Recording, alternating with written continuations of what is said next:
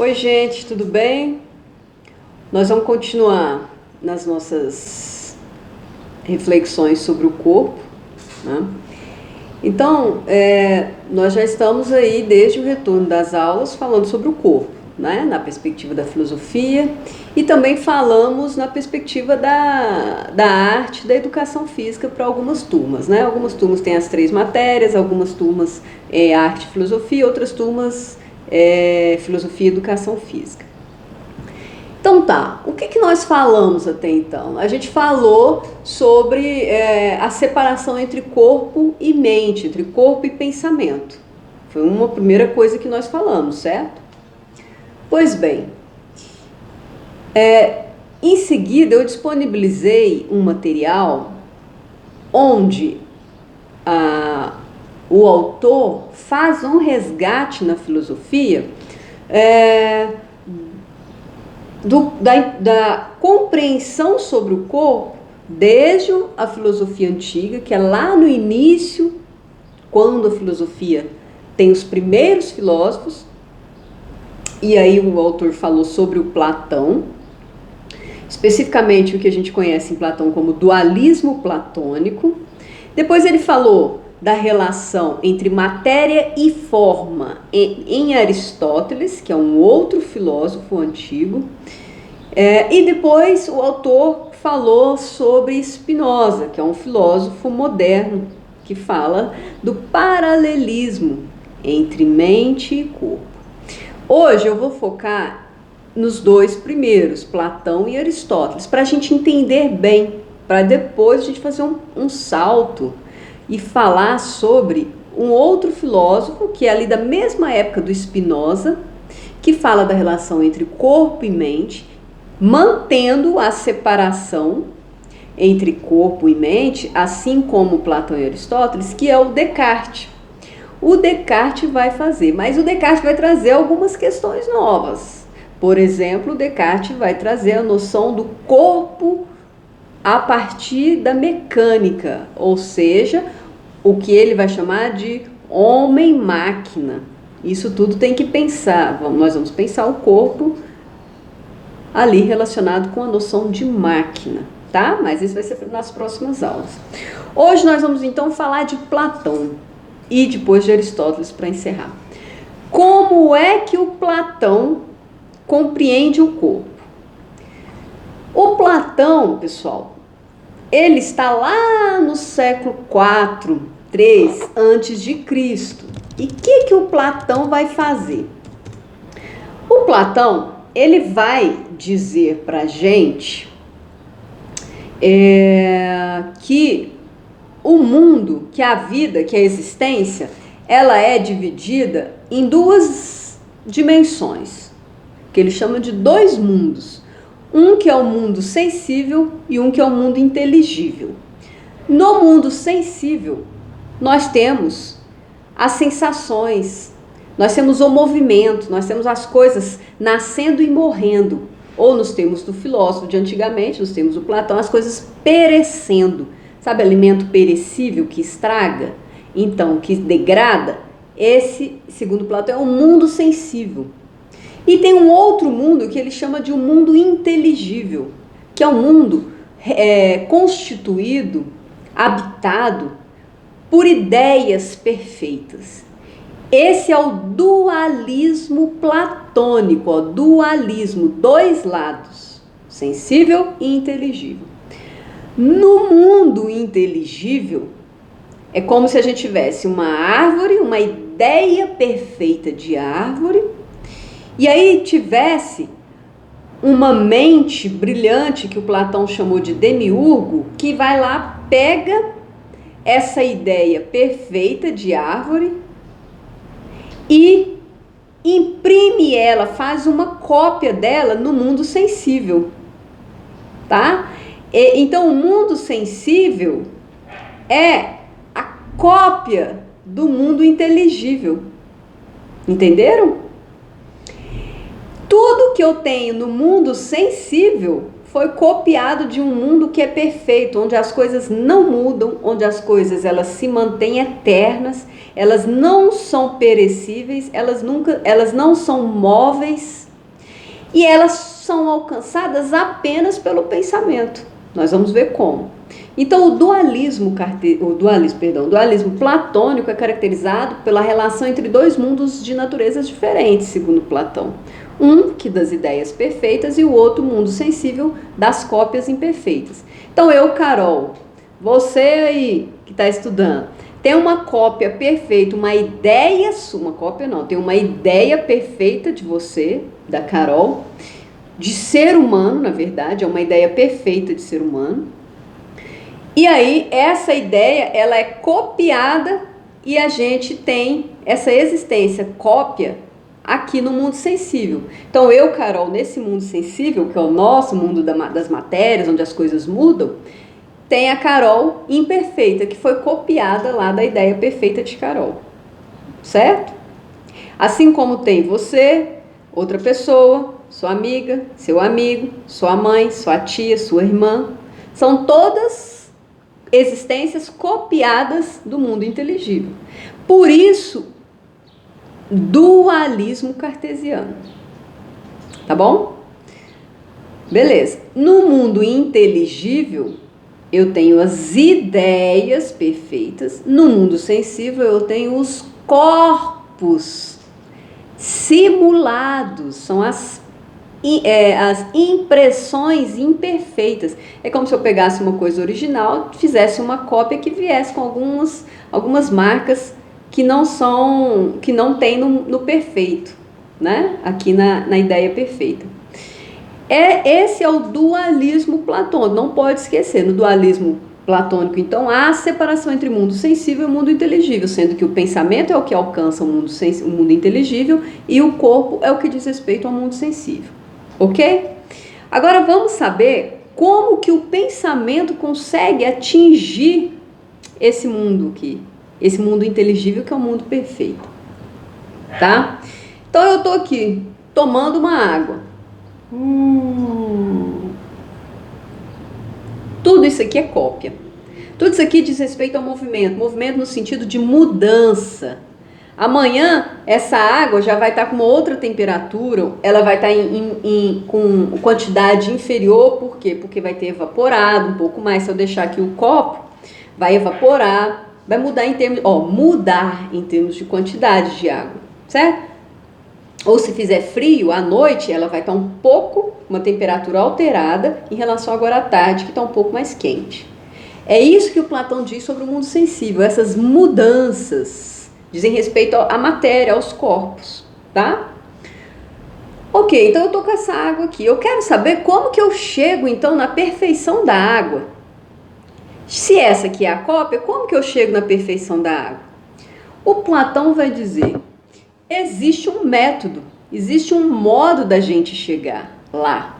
E esse modo é a dialética platônica. Existe um método de estudo, de dedicação à racionalidade, à reflexão, em que você sai do mundo sensível para atingir a perfeição. Só que você tem gradações, você tem níveis, tá? Nesse nível, no primeiro nível sensível, você ainda lida com as impressões, com as marcas dos sentidos, os cheiros, ou seja, com as sensações do corpo, da matéria. Depois você passa um nível, você começa a atingir o nível, por exemplo, das ciências que trabalham mais com o pensamento. Até chegar num nível muito maior, que é o nível da matemática, que é o do raciocínio, da abstração. Depois que você passou a matemática, aí você chega na filosofia, que é o maior, é onde você vai ter acesso pelo pensamento, vai conseguir pensar, raciocinar sobre as coisas, ao nível de não encontrar mais contradição. Então, por exemplo, cheguei lá na filosofia, aí eu atinjo as ideias perfeitas, aí eu já sei. Quer ver um exemplo? Eu viro para você e falo assim,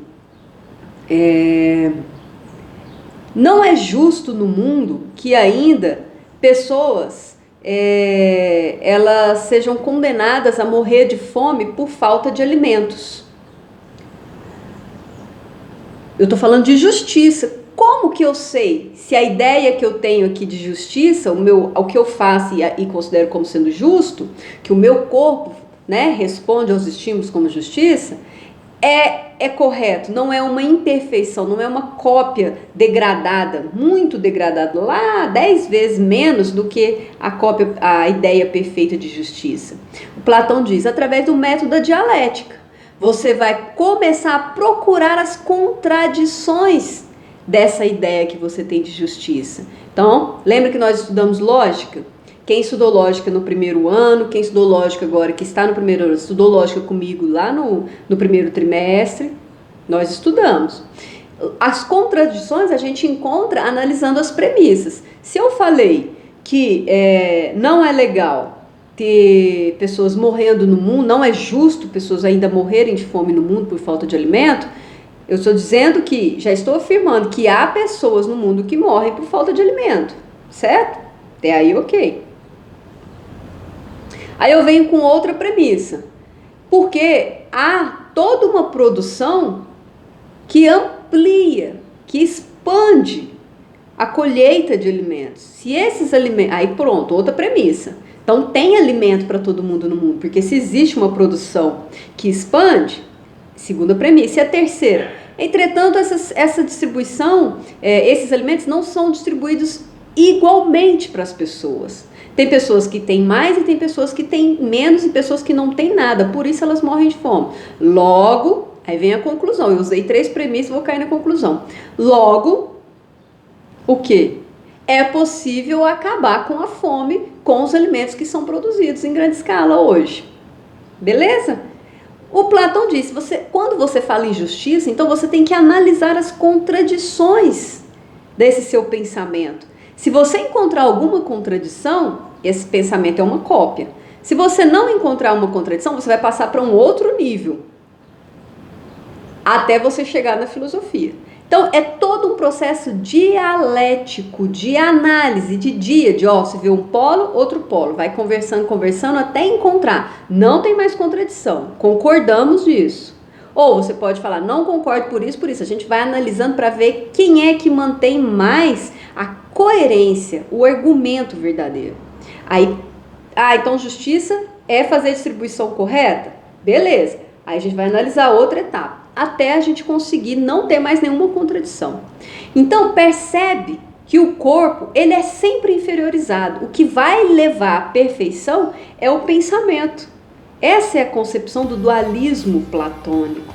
É isso que vocês precisam saber nesse primeiro momento. O Platão faz a separação entre corpo e pensamento, falando do quê? Do modo como não ser contraditório e chegar à perfeição do mundo inteligível através do pensamento. Então presta atenção, muita atenção aqui agora. Presta bastante atenção para a gente pular para outro filósofo.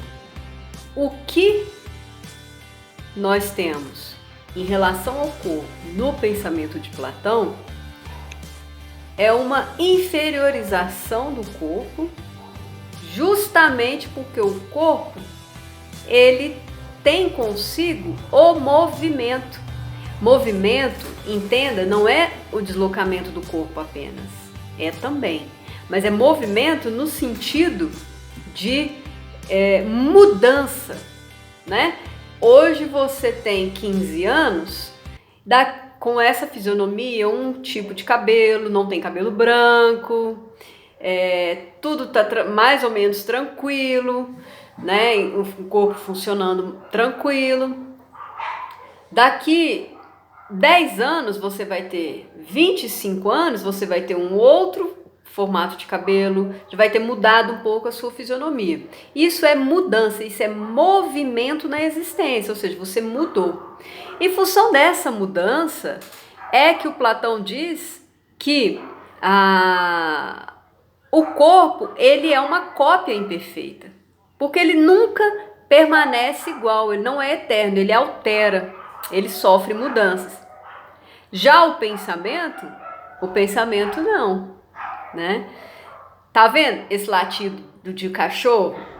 É o trabalho remoto, né? Gravar aula é uma missão diária.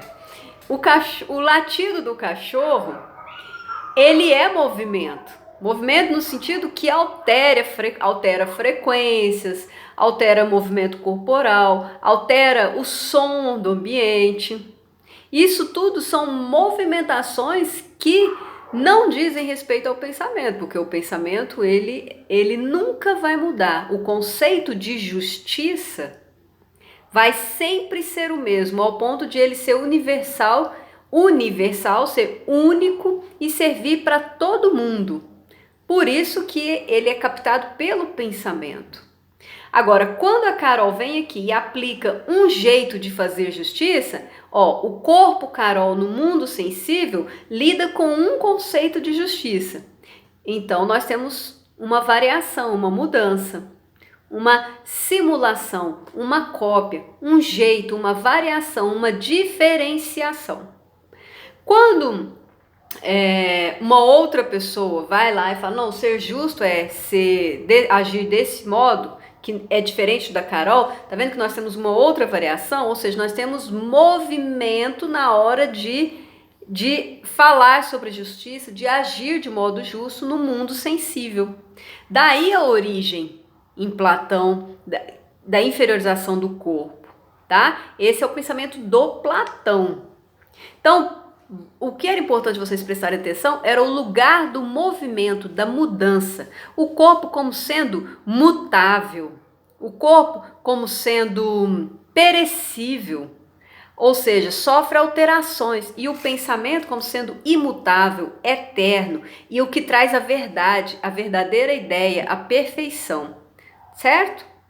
O pensamento atinge o eterno perfeito. O corpo é lançado às imperfeições do movimento, da mudança, das alterações. Isso que era importante considerar em Platão. Depois nós temos agora um segundo filósofo que estudou na mesma escola de Platão, que é o Aristóteles. O Aristóteles vai trazer algumas mudanças, algumas alterações, tá, em relação ao corpo, mas vai continuar separado assim, como coisas diferentes. De um lado, o Aristóteles vai trabalhar não mais mundo sensível e mundo inteligível, ele vai trabalhar o mundo como sendo a união entre coisas diferentes, entre matéria e forma. Eu tenho a matéria, a forma vem aqui, e preenche essa matéria e dá um formato para ela. Isso é o que em Aristóteles chama ilemorfismo. Matéria e forma caminhando juntas, a forma vai lá, o nome já diz, dá um formato para essa matéria. Dá um sentido para essa matéria. Sem a forma, essa matéria não seria nada. Essa matéria é a parte do corpo físico. E essa aqui é a parte que vai animar, que vai dar sentido, que vai dar vida, vai dar existência para o corpo. Então, um não anda sem o outro. Não tem como ter forma se não tem matéria. Mas também só a matéria, sem a forma, não tem sentido. Então, o Aristóteles também faz a separação entre corpo e forma, entre corpo e pensamento, porque a forma ela é abstrata, ela é uma abstração. Agora, quem é que dá movimento para a matéria? É a forma.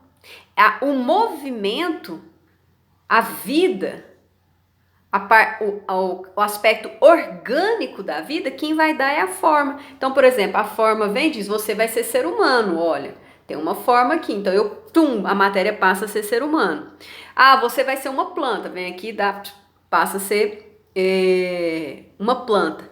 Essa forma, ela existe enquanto uma abstração, que ela é alcançada, compreendida pela racionalidade, pelo pensamento. Porque essa forma, ela vai dar movimento para a matéria a partir de uma relação de potência e ato. Tá lá no material que eu passei para vocês. Potência e ato, para vocês compreenderem melhor, tá bom? Então, sobre corpo e pensamento hoje, nós vimos a separação lá na concepção dos filósofos antigos, Platão e Aristóteles. Guarda isso, porque na próxima aula a gente já vai falar de Descartes, com a discussão do homem-máquina, a partir da compreensão de mecânica, que já é um filósofo lá do período da ciência moderna, o nascimento da ciência moderna. Tá bom, pessoal? Não pode esquecer, beleza? Bons estudos, a gente vai falando, qualquer dúvida, entrar em contato comigo. Grande abraço, muita filosofia na vida de vocês. Bye!